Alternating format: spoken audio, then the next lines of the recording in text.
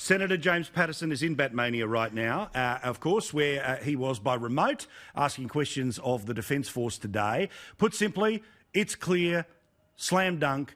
Andrews lied a couple of weeks ago when he said the ADF wasn't there for support. Tell us what you were able to get out of the brass today. Paul, the testimony by Lieutenant-General John Frewen before the COVID-19 Senate Select Committee today was devastating in its brevity and its directness. It flatly contradicted what Daniel Andrews has been telling Victorians for weeks, including his sworn testimony before a parliamentary inquiry, where he claimed that there was no specific offer made by the Australian Defence Force and the federal government to assist in hotel quarantine. Lieutenant-General John Frewen said that's not true. There was a specific offer. It was for the purposes of hotel quarantine. And indeed, as we all know, given that New South Wales and Queensland took up that offer, and given the Lieutenant-General confirmed to the committee today that the same offer was made to all states and territories, it's already been fairly obvious that Daniel Andrews has been misleading the public, but now there is no doubt.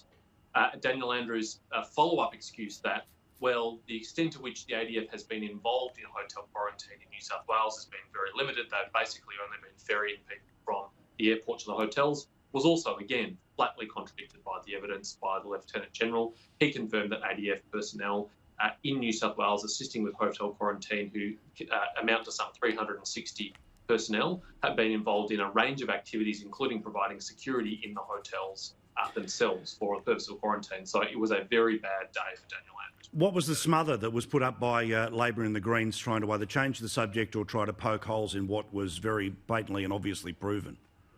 Well, perhaps, Paul, it's just because I'm the only Victorian on the committee, but no Labor senator or Green senator or crossbench senator, or in fact any other senator, asked any questions at all to the Lieutenant-General about this matter. Given the enormous public controversy about it that's been raging for weeks, all the conflicting reports, I would have thought that more interest would have been shown in this, but they managed to divert their attention to other matters for the duration of his testimony.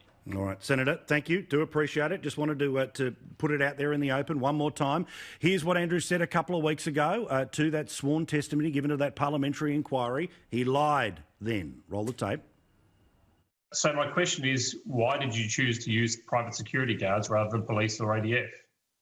Well, I'm glad you mentioned the use of ADF. I don't believe ADF support was on offer. And ADF support has been provided in very limited circumstances in New South Wales, not to provide security as such, but to provide transportation from the airport to hotels.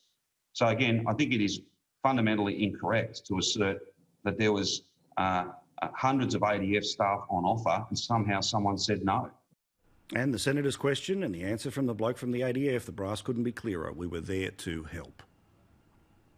The numbers that we had on standby were an initial number that we thought it would be prudent to have available for that, a quick reaction. And there were those 100 that were on standby for Victoria should they require it in late March. Yes. Couldn't be clearer.